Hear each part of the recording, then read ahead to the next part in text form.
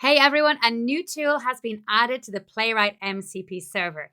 Browser Evaluate. This is really cool. It evaluates on elements to read styles, attributes, or globally to run code. Let's dive straight in and see what it can do. Don't forget, if you haven't got Playwright already installed, click on the extensions and you can click on the MCP servers installed. That little world icon will take you to this page here where you can just click on Install Playwright, and that will install Playwright straight there for you. And of course, go ahead and just start the server. I'm going to restart the server here. So you can just see I have discovered 24 tools. That's the amount of tools the Playwright MCP server has. Now, you can go in here to VS Code chat mode and open up the configure tools, and you can just type in here evaluate, and you can see the browser evaluate tool has been selected. So you can make sure that is actually there. Great.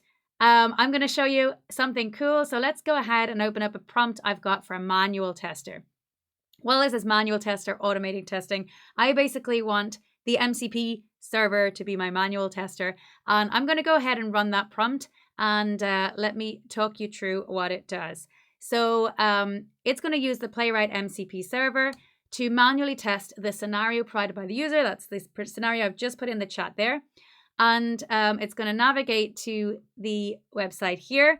It's going to start clicking around and doing stuff. Now, you might have seen it in the prompt, you might have not, but it's really cool. I'm gonna let it actually just show you the coolness without actually telling you what it's going to do. Right, it's clicking around, it's testing out the filter section, and yeah, it's still clicking and testing there. That's great. Now wait for it. This is really cool. I'm really excited about this. So it's going to now call the new tool very shortly, and this tool is going to add some CSS to my website, right?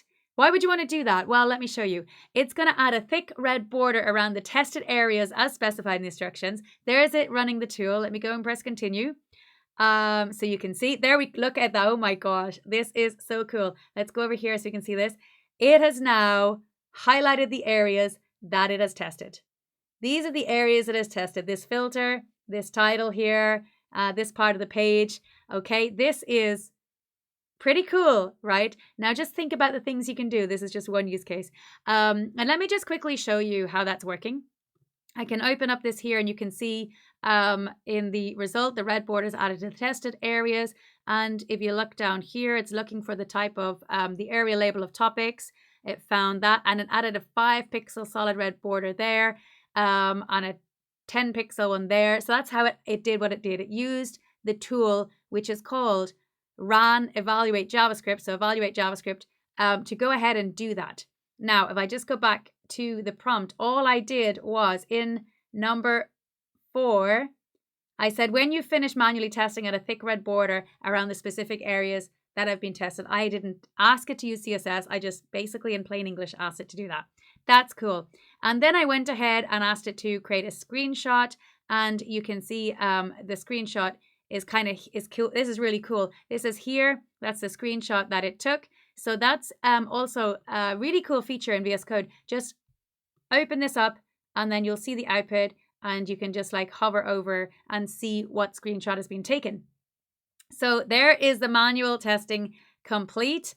And if we go along here, we can see that the podcast filtering has been done. We can go ahead and keep that. Now we could go ahead and save that screenshot if we wanted to.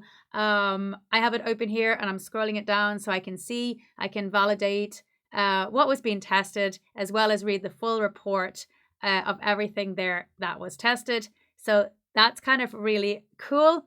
And again, just like clicking in here and taking a look at the screenshot, you could go ahead and download that as well, or save it. Now the screenshot that's tested here, as you can see, is only, it's quite small. You're not getting the full page view of the actual screenshot, but I did speak to the team, and I'm hoping that maybe they could make it work, that we could see the whole screenshot and save it rather than me having to just keep that open. So check back on that, and let's see if they can make that happen. That would be really cool.